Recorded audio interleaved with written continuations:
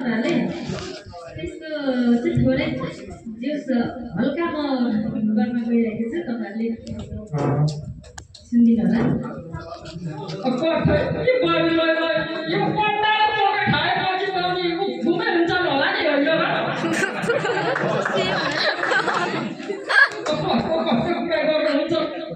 यस्तो बेलामा त नेताहरू आउनु भएको रहेछ एकदमै हाम्रो यो नेकपा गाउँ एमालेको अहिलेको हुनुहुन्छ नि बाजो सबैले चिन्नुहुन्छ नि उहाँको एकदम एक दुईवटा टुक्राले साह्रै मजा लाउँछ क्या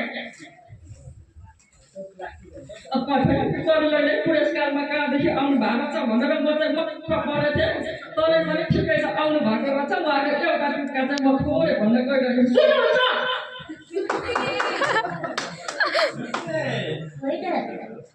हाम्रो एउटा सभामा जतिजना कार्यकर्ताहरू पहिलेको जति किन उपस्थित देखिएर भनेको त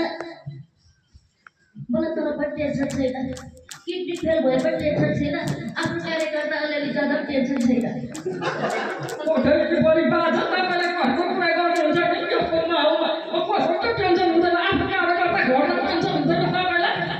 भनी चाहिँ के गाउँले बुढीले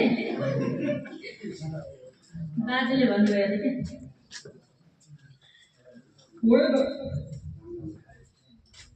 बाजेको कुरा त सुन है होइन वृक्षलाई ठुलो वृक्षमा दुईटा र पात झर्दैमा त्यो वृक्षलाई टेन्सन हुन्छ त्यसै कारणले मेरो आफ्नो दुईजना कार्यकर्ता जाँदैन मलाई टेन्सन छैन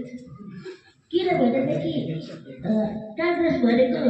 कुखुराको पोथी हो क्या एमाले भनेको हामी कस्ता हो भनेदेखि बाछा के बाछा होइन बाछाले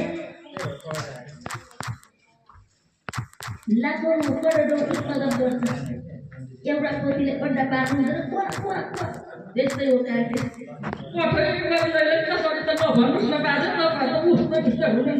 भनी चाहिँ के गाउँले बुढीले अनि